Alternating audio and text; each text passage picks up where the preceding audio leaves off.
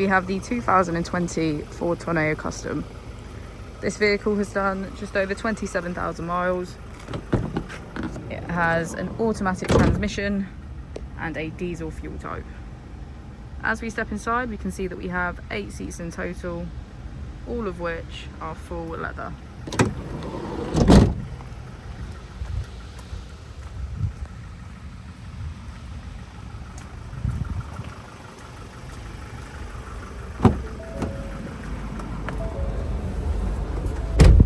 To the left of our steering wheel, we have cruise control as a feature, and on the right we have voice control. Moving on to our screen, we can access navigation, mobile apps and Bluetooth, and emergency assistance. On the second page we have Full Pass Connect, our vehicle settings, voice control and valet mode.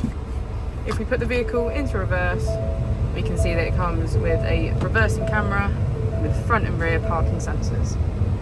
Just below our screen we have our AC, which includes heated seats on either side.